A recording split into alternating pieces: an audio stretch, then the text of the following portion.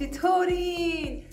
اما بریم ببینیم اینایی که رفتن اوورا مثل این چی کار کردن. اصلا من نمیشناسمشون دیگه. حالا بعضیاشون چرا قابل تشخیصن خیلی، ولی بقیهشون نه. بزن بریم ببینم اینا چی کار میکنن که از این ببرم تا اون و انگار رفتن کاره ما. آقا من خودم موندم.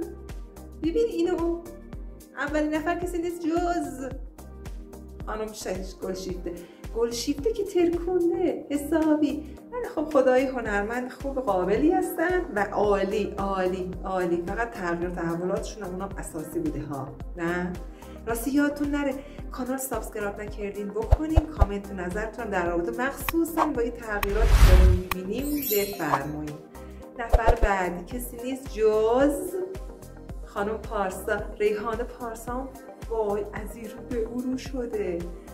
البته خودشون بیسیک داشتن ولی من اصلا باورم نمیشه اینقدر تغییر کردن.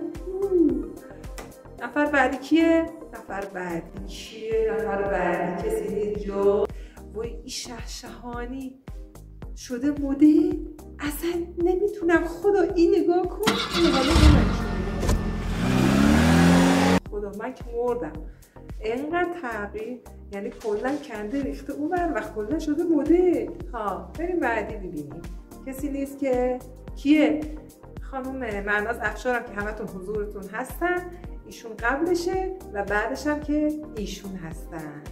تغییر تحولاتشون آنچنان شدید و زیاد نبوده. ها بریم بعدیو ببینیم. بعدی کسی نیست جز خانم میشک آسایشم.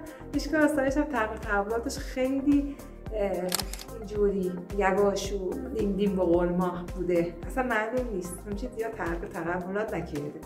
بعدی کسی نیست جز کیه این؟ صدف طاهریان. خدا صدف طاهریان که رفته هم بازیگر کنم اونم مدل شده ولی اونم کلهم زیرو شده ها. زیرو ببین. بریم روناک یونستی هستن که از تو فات کماندو تبدیل شدن به خانم کماندوی سالن و این چیزا که خودتون دیگه تو برنامه‌های مختلف هم دیدینشون. فکر کنم این خورد تغییر تحولات تو صورتشون هم دادن. زیادم البته دادن. بله این کیو که دیگه هیچ کدوم طور نمیشناسیمش. تازه بهتون میگم که این خانم تو کدوم فیلم بوده. دنیای شیرین. سهیلا عزیزی نگاش بکن. حالا بعدش نگاه بکن. تو جنوب فرانسه هم زندگی میکنم.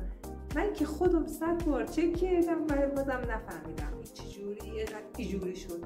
یعنی اینقدر تغییر میکنه آدم با آزادی. اینقدر نمیدونست.